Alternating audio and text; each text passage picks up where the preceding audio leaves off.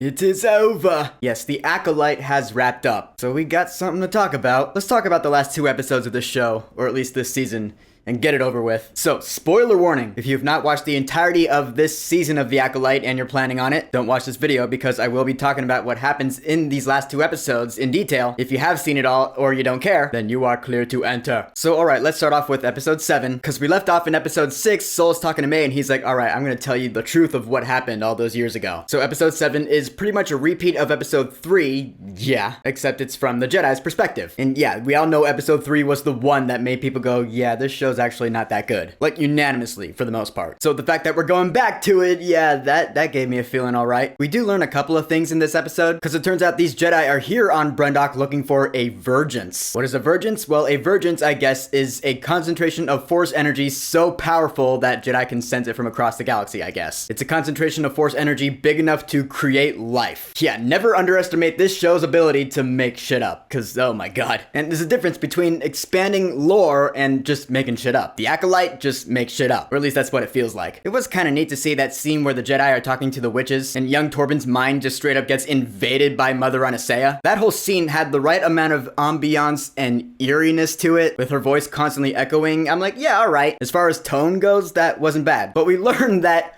Osha and May, they're not sisters, they're actually the same person, just split into 2 different bodies, like Caroline and Justine from Persona 5. That's what I was reminded of. But yeah, they were artificially created. Why? So they could eventually lead this coven of witches. What importance does the fact that these 2 are actually the same person, just in 2 different bodies, serve for the main story of this season? None whatsoever. Seriously, why was that even made a thing? Is that supposed to be like the precursor to cloning in the Star Wars universe or something? I don't know, nor do I really care. But we get that confrontation between Soul and Mother Anastasia, and young May is there, and we learn the truth that Soul actually killed Mother Anastasia when she was gonna evaporate it to do something, I don't know. Not sure what was going on there with the mother evaporating and May starting to evaporate. I'm like, okay, I have no idea what was happening there, and I'm pretty sure nobody does at this point. But Soul killed Mother Anastasia, that's the point. And also then later, when Osha and May are on that broken bridge and they're reaching out to each other, Soul is holding them both up with the Force, but I guess he could only save one because he only had enough Force energy to do so, I guess. Ugh, just plot holes, man. So he decided to save Osha and let young May fall to her apparent death. Soul is the worst Jedi ever, by the way. Like, the worst Jedi ever. Which, yeah, the show is making that point. Yeah, he did a pretty fucked up thing. But no, I don't even mean by that. I just mean, like, he's an idiot. And it doesn't make sense. Like, what did he see in Osha? What, did he love her? He doesn't even know this kid. Why the sudden emotional attachment? I have no idea. Nothing in this show makes sense. Although that Kelnaka fight was pretty cool visually anyway. Yeah, Mother Coral possesses the Wookiee somehow. And we finally, it took 7 episodes, but we finally get to see this Jedi Wookiee in action. Like, real action. Lightsaber fight against these 2 other Jedi because he's possessed and shit. That was cool. I'll admit it. Just conceptually, that scene was pretty cool. And I like the choreography of it too. But yeah, the real point of episode 7 was to show that Soul was actually the worst Jedi ever. That's the main idea. And that song in the end credits was some bullshit. Yeah, I am with everyone else in saying that did not feel like Star Wars at all. That felt like a pop Disney something or other, I don't know. Moving on to the finale, episode 8, and quite a few big things happen in this here finale. We're back in the present, obviously. May gets away from Saul. We go back to Brendok, because that's where these final confrontations are going to take place, for the most part. I mean, before that, I will say that scene where Vernestra's talking to that senator, and he gives his take on the Jedi, I was like, he's not wrong in this scene really at all. He's like, the Jedi are this joke of a cult who believe they can control the uncontrollable. I was sitting there like, yeah,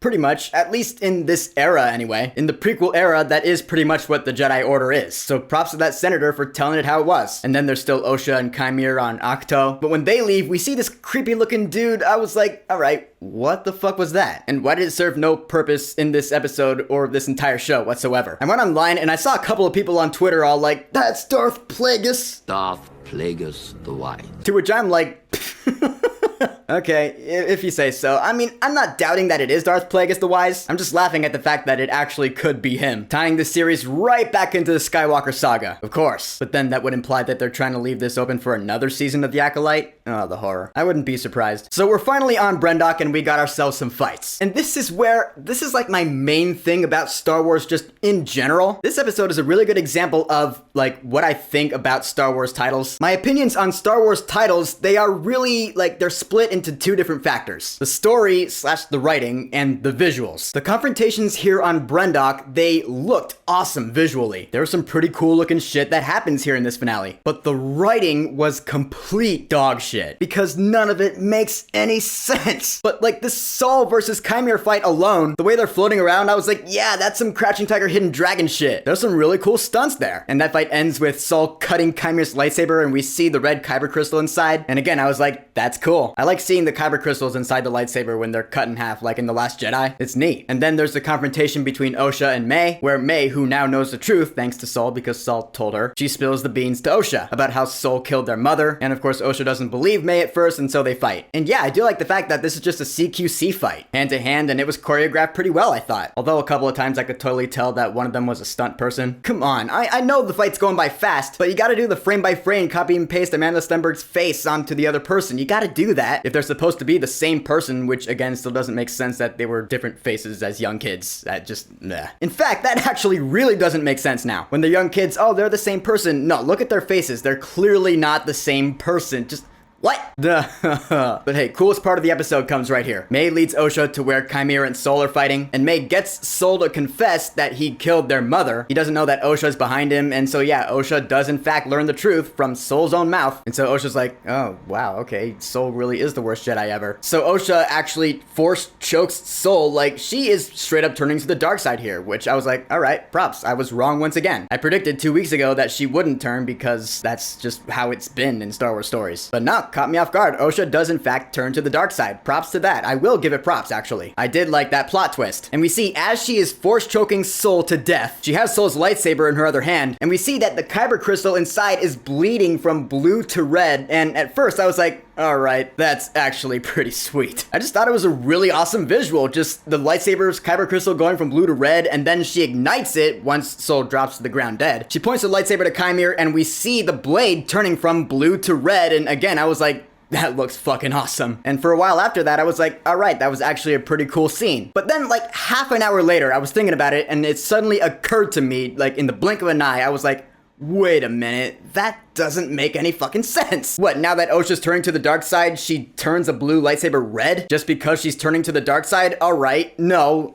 So then how come Anakin Skywalker's lightsaber didn't turn red when he was killing off all those younglings? He was becoming Darth Vader. He was being consumed by the dark side of the Force. Didn't affect his lightsaber at all though, and I'm pretty sure Osha here is not going to become as bad as Darth Vader. So yeah, this scene, does it look cool? Yes, undeniably so. It looks awesome to me, just in my eyes it does. Does it make any sense? Is the writing behind it good at all? Fuck no! And that is the give and take of it all for me. That is the give and take, the love and hurt, the pleasure and pain of Star Wars for me. And this is coming from someone who actually still enjoys the sequel movie trilogy. Yeah. Like, I'll break it down for you right here, the prequel movies. Is the writing good? No. Did it look good? No. So bad all around, except for Revenge of the Sith. That one's not bad. The sequel trilogy. Is the writing good? Force Awakens, yes. And the other two? But do they look good visually? Hell yeah. And that is why I personally prefer the sequels to the prequels. Thank you for coming to my TED Talk. Alright, back to the Acolyte. We basically end with Osha turning to the dark side, which again, I want to give props to that plot twist. I liked it. I thought it was neat. Probably the highlight of this entire show. And Soul is dead. Gotta say, he deserved it. And then Osha and May, they do reconcile, but then Chimera strolls up. He's like, the Jedi are gonna find you if I could. Osha decides to go with Chimera and train with him as his new apprentice, his Acolyte. So May stays behind, but May's like, the Jedi are gonna use me to find you. But then Chimera's like, don't worry about that. We got a contingency for this shit. Never underestimate this show's ability to make shit up, cause now I can use the Force to wipe your memory. What? That's not how the Force works. Yeah, just another ability that the Force can do that they just pulled out of their asses. Whatever. So yeah, now the Jedi can no longer use May to find Osha, because May no longer remembers Osha now. Tearful, emotional goodbye. Oh, so sad. Except not really, because I didn't care that much. And so the show, or at least the season, ends with Osha joining Chimera as his new apprentice, his Acolyte. And they are now dark side users. Dun dun dun. Leaving it open for a season 2. Oh my. Hey, if it happens, it happens. And then a little Yoda cameo at the end, like I predicted. We just see the back of his puppet head. Vernestra's like, Master, I need to tell you something. And that's where this season ends. I was like, all right, well, I was right in that case. Yoda cameo. So what, if there's gonna be a season 2, is Yoda gonna be a character now? Only Leslie Headland knows, I guess. She's the creator of the show. So all right, in conclusion, the Acolyte. I'll say it had some really neat concepts, some things that did intrigue me. I'll admit it. Some stuff that looked cool. But it just had way too many plot holes and things that just didn't make any fucking sense at all. It's like the show was written without the advice of a Star Wars consultant. Someone someone who could have corrected them and been like, wait, that's not how this works. You can't do that. Yeah, that's my opinion of this season of The Acolyte in a nutshell. If there is another season, then God willing, the writers will improve. But we shall see, because in the end, I would rather watch the Star Wars sequel movie trilogy over this. This season of The Acolyte is my least favorite Star Wars live-action thing I have seen since the prequel movie trilogy. And that is saying something. But of course, this doesn't mean that I've given up on Star Wars altogether. I'm still a huge major fan, and I always will be. I'm looking forward to what they have coming to us next. Just this one title, The Acolyte, I was not a fan of, just like I wasn't a fan and I'm still not a fan of the prequel movie trilogy. Everyone's got their own opinions, and that's just mine. And so there you have it. So, The Acolyte, Episode 7, Choice, and Episode 8, The Acolyte. Have you watched them yet? What are your thoughts on them, and what are your thoughts on this season of Star Wars The Acolyte as a whole? And do you think they're gonna do a season 2? And if you do, then what are your theories and or predictions? Whatever you think, go ahead and leave a comment. And of course, thank you for subscribing. Now, if you'll excuse me, Lara Croft is now available in Dead by Daylight. Yeah, I gotta go check that out. Peace!